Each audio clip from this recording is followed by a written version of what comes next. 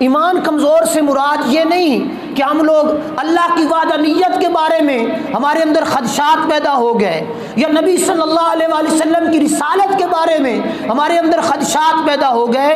اللہ کی وحدانیت پر آج بھی ہمارا کامل یقین ہے، رسول اللہ صلی اللہ علیہ وآلہ وسلم کی رسالت پر آج بھی ہمارا کامل یقین ہے، لیکن اعمال کے لحاظ سے، کردار کے لحاظ سے، معمولات دینیہ کے لحاظ سے ہمارے اندر کجی کمزوری آ گئی۔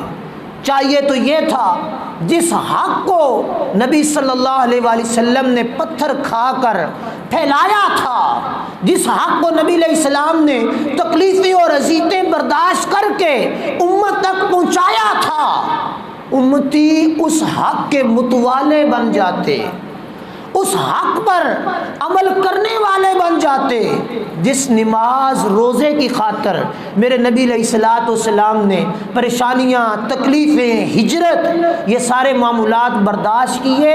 آج میں اور آپ اپنی زندگی پر ان اعمال کو، ان احکام کو جو اللہ کی طرف سے ہیں، ان کو سوار کر لیتے تو کیا ہوتا؟ پھر باطل کے اندر جرت نہ تھی کہ مسلمان کی طرف نگاہ اٹھا کر دیکھ سکے۔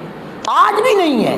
مسلمان سے باطل اور کفر جتنا بھی ہے وہ ڈرتا ہے، وہ یہ چیز جانتی ہے کہ حق غالب آ چکا ہے، حق واضح ہو چکا ہے، حق جو ہے وہ عیاں ہو چکا ہے، حق مٹنے والا نہیں ہے، لیکن باوجود اس کے کفر کوشش کرتا ہے، باطل کوشش کرتا ہے حق کو مٹانے کے لیے، حق کو ختم کرنے کے لیے۔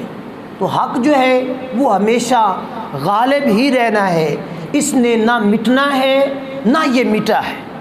تو آج ایک جملہ یہ بھی ساتھ یاد رکھ لیں، ہم الحمدللہ ثم الحمدللہ سچے دین والے ہیں۔ کون ہیں؟ سچے دین والے ہیں اور سچے ایمان والے ہیں۔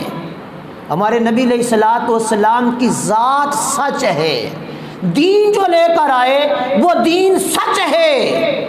آج میں اور آپ اس چیز کا تہیہ کر لیں کہ ہم لوگ اپنے آپ کو اللہ وحدہ لا شریک کی بارگاہ میں پیش کریں، ایمان اور اسلام کی حقانیت کے مطابق، اسلام کے حکم کے مطابق، دین کے سنہری اصولوں کے مطابق اپنی زندگی کے شب و روز بسر کریں۔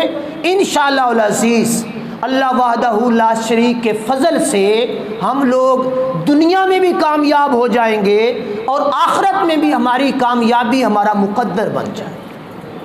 وجہ یہ ہے کہ ہم نے اعمال کے اندر کوتاہی کو اختیار کر لیا۔ اعمال ہمارے، ہم نماز نہیں پڑھتے مثال کے طور پہ، ہم روزہ نہیں رکھتے، ہم لوگ جہاد نہیں کرتے، ہم لوگ زکوٰۃ ادا نہیں کرتے، ہم لوگ دین کی طرف پشت کر کے کھڑے ہو گئے۔ یہ کیا ہے؟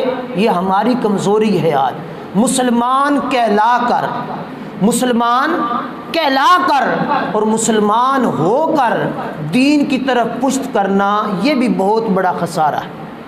تو آج بھی ہم لوگ دین کے ساتھ سچے ہو جائیں، بحمد اللہ تعالی دین آج بھی غالب ہے۔